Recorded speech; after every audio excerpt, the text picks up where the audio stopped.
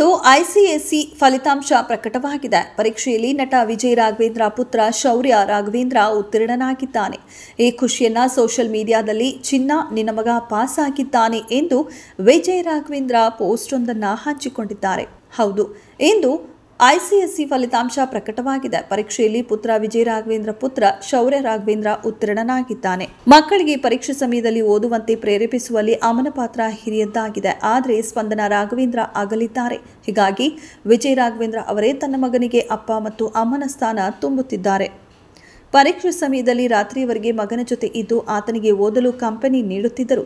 ಮಗನ ಜೊತೆ ತಾನು ಕೂಡ ನಿದ್ದೆಗೆಡ್ತಿದ್ರು.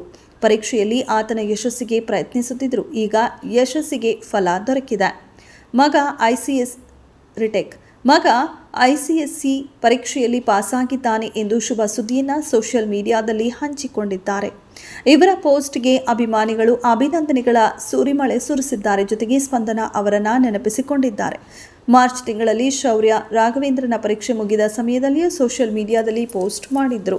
ಪರೀಕ್ಷೆ ಮುಗಿದಿದೆ, ನಾವು ಗೋವಾಕ್ಕೆ ಹೋಗುತ್ತಿದ್ದೇವೆ ಎಂದು ಪೋಸ್ಟ್ ಅನ್ನು ಹಂಚಿಕೊಂಡಿದ್ದರು. ಇದೀಗ ಮಗನ ಪಿಯುಸಿ ಫಲಿತಾಂಶದ ಕುರಿತು ಪೋಸ್ಟ್ ಹಂಚಿಕೊಂಡಿದ್ದಾರೆ. ಆತ ಪಡೆದ ಅಂಕ ಮತ್ತು ಇತರ ಮಾಹಿತಿಗಳು ಸದ್ಯ ಲಭ್ಯವಿಲ್ಲ.